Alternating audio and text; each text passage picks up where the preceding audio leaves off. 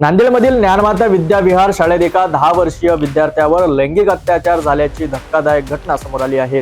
शाळेतील 52 वर्षीय सेवक सामलिंग मच्छल याने हे घृणास्पद कृत्य केले। पोलिसांनी आरोपीला अटक केली असून पोस्को कायद्याअंतर्गत गुन्हे दाखल केले आहेत। या घटनेमुळे विद्यार्थ्यांच्या सुरक्षिततेचा प्रश्न ऐरणीवर आला आहे। पालकवर्गात भीतीचे वातावरण आहे। पोलीस या प्रकरणाचा कसून तपास करीत आहेत। पाहूया नांदेडहून आमचे प्रतिनिधी मनोज मनुपुरे यांचा हा खास रिपोर्ट। नांदेडच्या ज्ञानमाता विद्याविहार शाळेत धक्कादायक घटना घडली आहे, जिथे 10 वर्षाच्या विद्यार्थ्यावर लैंगिक अत्याचार झाला आहे। हे घृणास्पद कृत्य शाळेतील 52 वर्षीय सेवक सापसिंग मच्छलने केले आहे। ही घटना शाळेच्या स्टोरूम मध्ये घडली, जिथे सेवकाने विद्यार्थ्यांसोबत गैरवर्तन केले।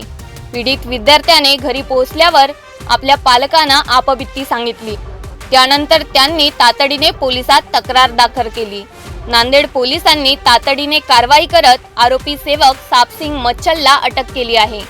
पोलिसांनी या प्रकरणी पोक्सो कायद्याअंतर्गत गुन्हा दाखल करून तपास सुरू केला आहे। अंतर्गत गुन्हा दाखल झालाय, काय प्रकरण आहे?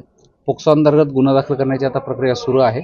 एक 10 वर्षाचा मुलगा आहे, त्याच्यावर लैंगिक छळ झालाय या प्रकारची तक्रार पोलीस स्टेशनला प्राप्त झाली होती आणि ज्याने छळ केला तो आरोपी आता पोलिसांच्या ताब्यात आहे। गुन्हा दाखल करण्याची प्रक्रिया सुरू आहे। नेमका हा प्रकार कुठं घडलाय?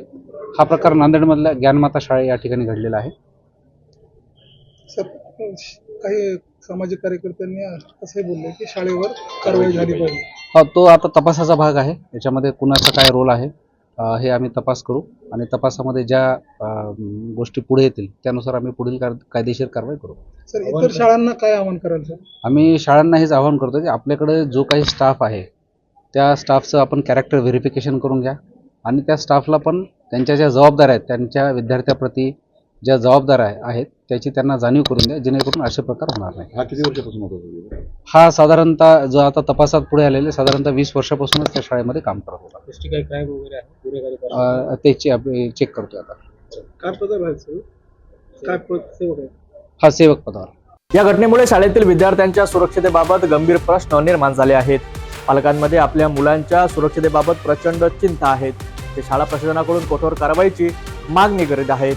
नांदेडचे पोलीस उपअधीक्षक सुशील कुमार नायक यांनी माध्यमांना सांगितले की पोलीस या प्रकरणाचा कसून तपास करीत आहेत। यापूर्वीही अशा घटना घडल्या आहेत का यांचा शोध घेण्यासाठी ते शाळेतील CCTV फुटेजचीही तपासणी करत आहेत।